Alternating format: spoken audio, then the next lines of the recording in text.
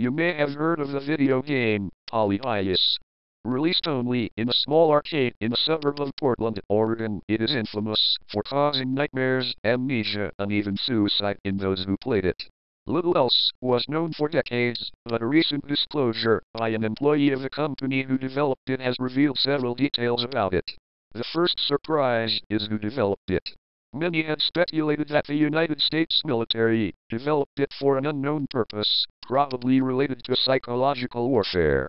While the U.S. government did indeed commission it, they hired another company to actually make the game. One you've almost certainly heard of. Nintendo. As you may know, Donkey Kong was Shigeru Miyamoto's first game, developed in 1981, the same year as Polybius. Nintendo had been hurt by overestimating the appeal of their recent game, Radar Scope, and Donkey Kong a desperate gamble, an unconventional game made by an unknown designer that could make or break the company. That's what we thought, anyway. It turns out Nintendo had another ace up their sleeve. The influential Hiroshi Yamauchi, then president of Nintendo, had heard about the U.S. military's desire to build a game to be used for psychological attacks. He managed to get the contract and ordered Miyamoto to create the game, using the opportunity to make the game he really wanted to, Donkey Kong, as incentive.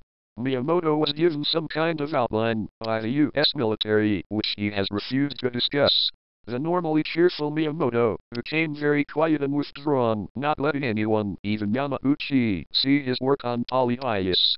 The strict and forceful Yamauchi is reported to have gone into Miyamoto's office to demand he reveal his work so far on Polybius. Yamauchi came out looking frightened. Miyamoto had somehow gotten Yamauchi to back down, which Nintendo employees unanimously agree has never happened at any other time. Miyamoto finished Polybius and handed the disc containing the information necessary for production to any army representative who came to Nintendo's office. No one else saw it. Miyamoto remained withdrawn, locking himself in his office every day until he emerged with a completed version of Donkey Kong, back to his cheerful self, with no acknowledgement of his strange behavior during the development of Polybius. Miyamoto had recovered, but the saga of Polybius was just beginning. Creating a game takes a great deal of work. How Miyamoto managed to hide traces of his work on Polybius was quite baffling to the people aware of the incident. The solution to this was recently discovered by a Nintendo of Japan employee. In the employees' lounge of Nintendo of Japan, there is a Donkey Kong arcade machine, one of the very first manufactured. Donkey Kong was made from modified radar scope hardware, and it seems Miyamoto used this trick to hide the remains of Polybius. A few months ago, a Nintendo employee was playing the Donkey Kong arcade machine. He was distracted and played in an unusual manner. The first sign that something was happening was when the line on Mario's face started curving downwards, as if he was frowning. The employee was intrigued and kept playing. The graphics started to fall apart. Pixels would leave images behind when moved, or move away from their object. While this was happening, the employee was startled by an angry shout. Miyamoto had entered the room and was furious. He yelled at the terrified employee to never touch the machine again, and yanked the cabinet's cord out of the wall. Everyone in the lounge was stunned. Miyamoto had never acted like this before, and he was known for being friendly and calm. Miyamoto regained control of himself, apologized, and told the employee who had been playing not to worry, that he had been upset about something else and had lost control of his emotions.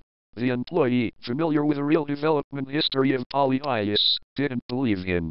He knew he was onto something and managed to take a disc with a copy of the original code of Donkey Kong home with him.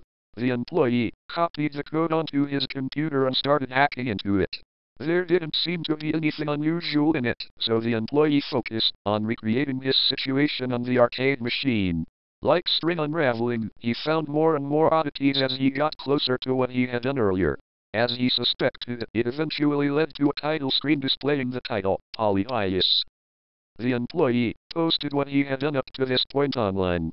The last thing anyone heard from him was that he was about to play the mythical game.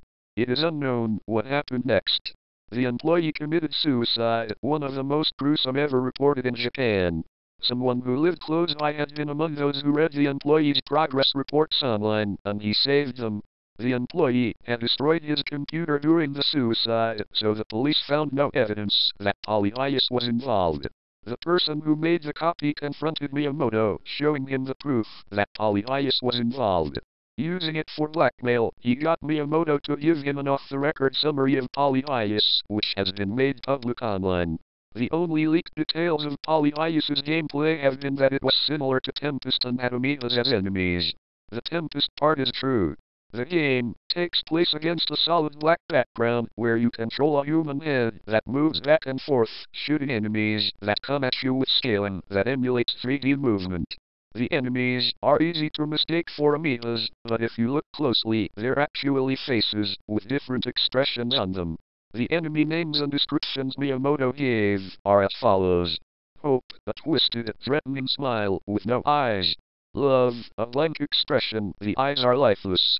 Truth, a sad face, with red tears visible below the eyes. In a novel twist, for the time, each enemy is dealt with differently. Your character shot only works on the hope enemy. Love should simply be avoided, while you should let truth collide with your character. There is a bright flash whenever you fail to do the right thing to an enemy type, but the game has no lives and can only end if no buttons are pressed for 30 seconds. The flashes have a physical and mental effect on the player. The game enforces a normal 3 lives rule with them. 3 flashes will make most players start to feel dizzy and nervous enough to make them quit unless they're very determined. They will have vivid nightmares for the next few weeks. If a player takes a few more, they will forget not only the game, but most functions necessary for independent life. Players who get amnesia from the game normally have to be cared for the rest of their lives. A very strong-willed person may be able to resist the amnesia stage and keep playing. After a few more flashes, they will faint. As soon as they recover, they will madly attempt everything in their power to commit suicide. The army kept one person who experienced this alive. After nearly 30 years, he still has to be watched every second to prevent him from killing himself.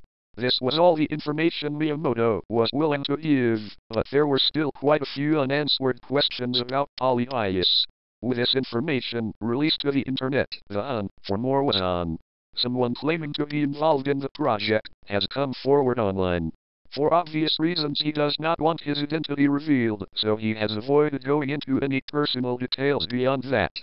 Polybius used a pattern of lights the military had been working on to produce an effect similar to epilepsy in the person who viewed them. The technique had been refined to the point where the light pattern could even cause specific effects by being altered. For the flashes of light to have the desired effect, they had to be viewed with a degree of concentration, hence why a video game was chosen for the testing process. The arcade machine was to be used to test the effects on a wide variety of people without informing them of the seriousness of the experiment. Obviously, the plan to test Polybius on innocent, unknowing people was horrible from an ethical standpoint. The rather cold Yamauchi was willing to go along with it for the money that would save his company, but Miyamoto wouldn't, and as the designer, the true nature of the game couldn't be hidden from him.